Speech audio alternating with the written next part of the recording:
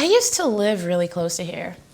Um, I I wasn't born in New York. I was born in Paris, which is where I spent the first 5 years of my childhood up until 2 weeks before my 6th birthday, and then my mom took me to New York. I had no idea why, but I knew that she was a one-woman performance artist and like a storyteller. So she did a lot of one-woman acts that all were basically about just traditional different West African epics based on like different legends and different myths. So I started going to elementary school after meeting my aunt for the first time, and we moved from the Bronx to the Upper West Side, and that's where I started going to school, and then eventually moved down to Hell's Kitchen, and then eventually here. I lived in the projects on 17th Street that is right next to the Western Beef Supermarket, which is next to the Highland Ballroom, and this neighborhood is where I have most of my memories.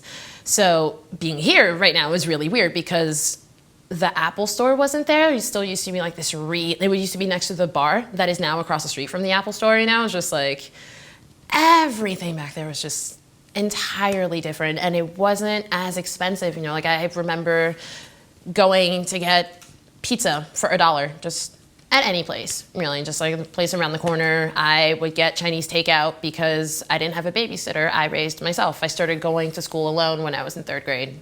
Once upon a time, I fell asleep on the train, woke up at the last stop on the 2, which is, ironically enough, where I went to college. So it's just like, okay. But I have a lot of memories, being they good or bad. And my mom took me back to Paris in 2002 after my parents separated, and I found myself longing for this place and this city because it felt like home.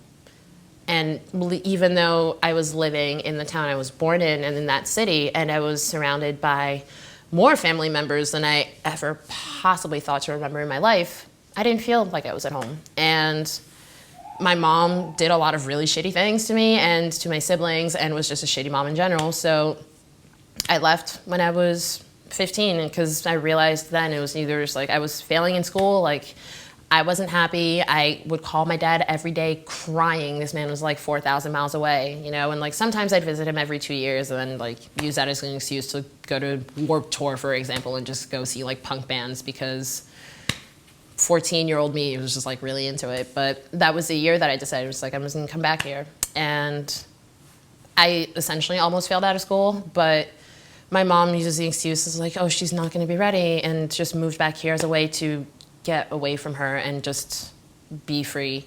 And since I moved back here, I've met a lot of different people, some of whom are still some of my closest friends to this day. And one of them introduced me to you, so here I am now sitting in this chair, and there's a lot about myself that I've unlearned, a lot of things about myself that I have learned because I also lived in predominantly white neighborhoods. And now that I live in a predominantly Black and Latino, Hispanic neighborhood, I find myself just really embracing my real identity and just who I really am as a person, and trying to figure out culturally where I come from and embracing that, as opposed to still basking in the shame that I've been exposed to and just been taught to believe in. So here I am now, sitting in this chair.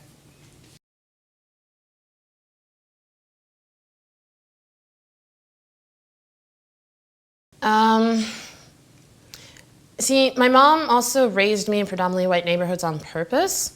She would say that she didn't want me to become like one of those people. And one of those people, I should really specify, means someone who is illiterate and who also happens to be African.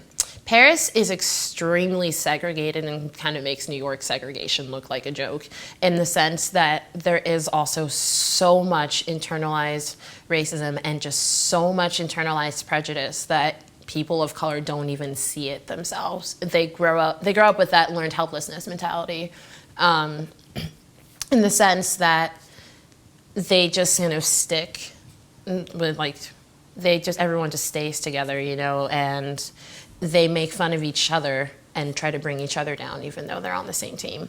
And in New York, I guess, it's a different kind of prejudice and racism. Like in Paris, you know, it's casual and it's accepted also in France as a country.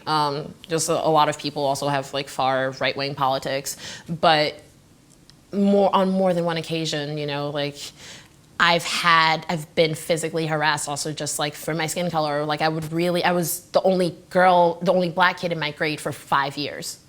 You know, just like in my grade repeatedly, because you're stuck with the same group of people in the same classes every single day.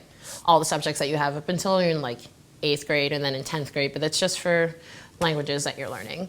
And so it got to a point where like I really didn't feel black at all. Like I knew that I was different and I knew that my skin was darker, but that was really the extent of it. Like I didn't associate myself, I guess, as too much of a black person. I thought I was a white person trapped in a black body, most likely because of the fact that I grew up in predominantly white, predominantly middle to like upper middle class neighborhoods each and every time I moved, no matter whether it was in New York City, whether it was in Paris, or whether it was from Paris to New York and then back to Paris until I moved back to New York.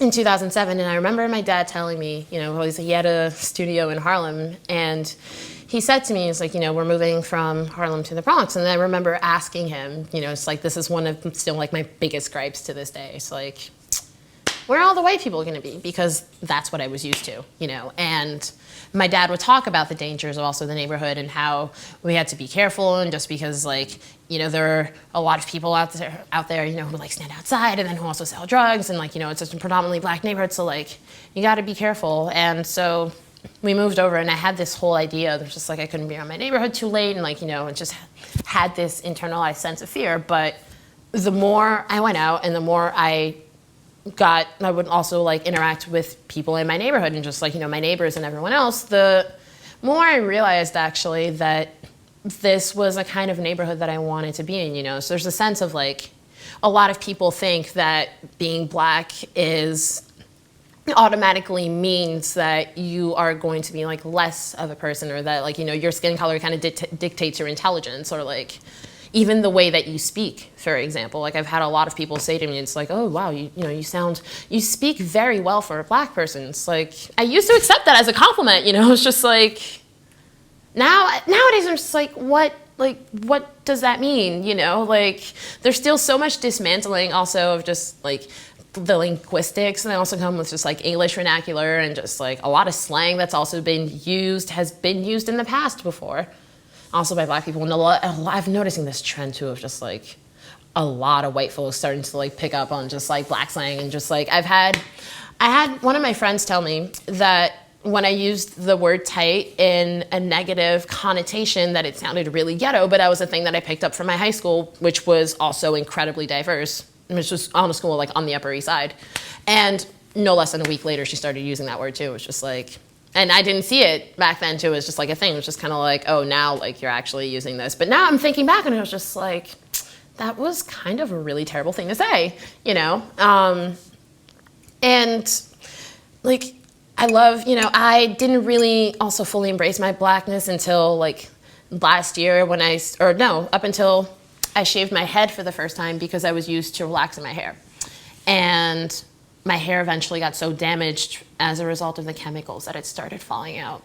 So I got to a point, you know, it's like I really struggled with my self-esteem at the time, because I thought that having straightened hair was really the way to like be beautiful and just also like attract people. And, you know, like I was single and just like not really attracting as anyone, but also like it was in high school, so it didn't really matter all too much. But when I shaved my head for the first time, then I realized that essentially I was still the same person, and I still am the same person, and the only thing that's different about me is the way my hair looks. And there have been a couple of times that I've shaved my head since, and I realized just like, you know, I'm still me at the end of the day. There's nothing that changes except for how I take care of myself. And the products that are also marketed towards black women actually do have some sort of purpose. And it's great because in that, you know, one of the things that I love about being black is that I can go and join a community of other black women, and immediately the first thing that we do is just like support, and there's just like love, because we have been taught to hate ourselves for so long that now that we're getting to a point where, like, you know, having like natural hair is accepted, and just like not being told that having braids or having locks makes it unprofessional and that you won't be able to get a job, or that you won't be able to get a job because your name sounds too ghetto, you know. There's a lot of love and there's a lot of acceptance and there's a lot of support to like uplift ourselves. And I would not live in a predominantly white neighborhood, honestly, if it were up to me. If I were to like raise my kids, I wouldn't want to do it. There's just a much stronger sense of community, and at the very least, now that I know my identity and who I really am as a Black woman, I would want to make sure that if I were to have kids, that my kids would absolutely know like where they come from, and also like not to conform to the other white standard of beauty, because honestly, fuck that. Nobody's got time for it. So, you know, like I just turned 24. I am in a band and I also work as a French-speaking nanny. And it's weird because like all the kids that, I work with 3 kids, and they range from the ages of like 7 to 11. And only one of these kids is fully white and the other 2 aren't, which makes it kind of interesting because both of the girls who aren't white, they live in the same neighborhood, and the youngest kid lives here in Manhattan, but all 3 of their parents like make a decent amount of money to the point where like they live in like a relatively nice neighborhood. And it's interesting because the oldest kid goes to private school, and I had a conversation with her over the summer once when I was babysitting her, and we saw this white woman wearing, you know, like an African jumpsuit, and it was one of those things where it's just like, this is clearly like cultural appropriation in that own sense, you know. It was like I was still learning about it, you know, and just kind of like really trying to teach also in that sense, where just like, okay, you're 11, like here are some things that like are currently going on in the world because her family's really progressive. So like we'd sit down and talk about protests. So it's one of those things, just like it's cultural appropriation in that sense. So she's a quarter Japanese. So I kind of wanted to explain that to her so she could also kind of grow to be a better person. And she didn't really see it at first because it was one of those things that just got me like really heated. But then even like last week, for example, like last week, yeah, I picked her up from school and then she actually apologized for that incident because she didn't realize herself like how that could also be seen as like social and cultural appropriation. And it was one of those things where like I work with kids so as to make sure also that like on top of picking them up from school and like giving them homework help and everything else, I try to be some sort of like mentor and provide support and try to not really give out like lessons per se, but to kind of like prepare them to like grow up as kids, but with a different perspective. Because I don't come from a relatively well-off background financially, you know, and a lot of these kids do. So it's one of those things where like I also did initially want to become a therapist and to also like work with kids who came from really, really dysfunctional homes, having come from one myself. And it's one of those things where like, you know, even while babysitting, like you learn a lot about the families and you learn a lot about the kids. And as a result, you also kind of like get to help them in their own way too, because you give them that outside perspective. You know, you're not their parents, so at the same time, like they're probably going to be more reluctant to kind of like bring certain things up. But if I can stop one person, or if I can at least like shape one kid into like following his or her dreams, or just like preparing them, letting them know what like middle school is going to be like and what high school is going to be like and how to help them kind of deal with their emotions, then I feel like I've also kind of done my job in the sense that like I will have at least stopped one kid from maybe feeling so maniacally depressed that he or she resorts to self-harm, you know, in their teenage years. And that's really just what I want to go for in life. It's just I'm a nurturer, you know, like with my band, I play mom all the time.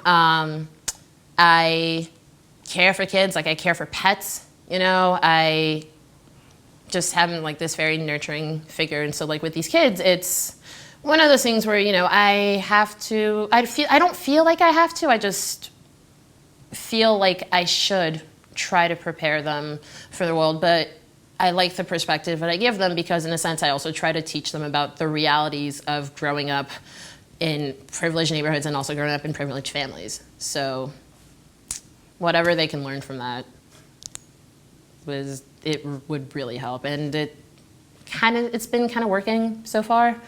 One of the youngest kids I work with also has, like, I've been working with her for 3 years, and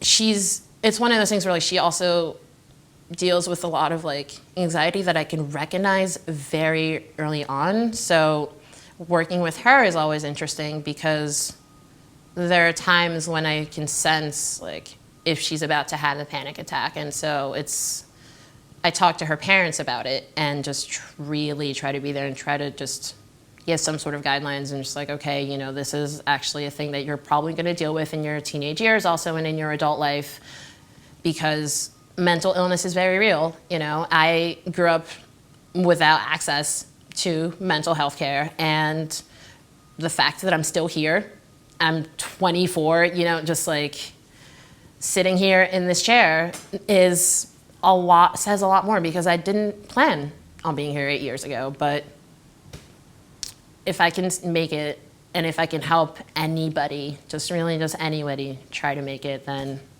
that's one less person who that becomes a statistic. I take life one day at a time.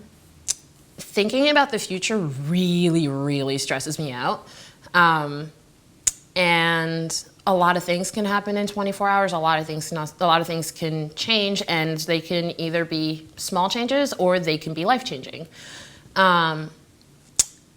When I found out that my mom had been admitted to the psych ward, it was like a couple of hours after I'd finished my finals, and I was just planning for my summer break, thinking I was gonna have a great summer and just like doing things with my friends and getting to hang out. It was the summer that I turned 21.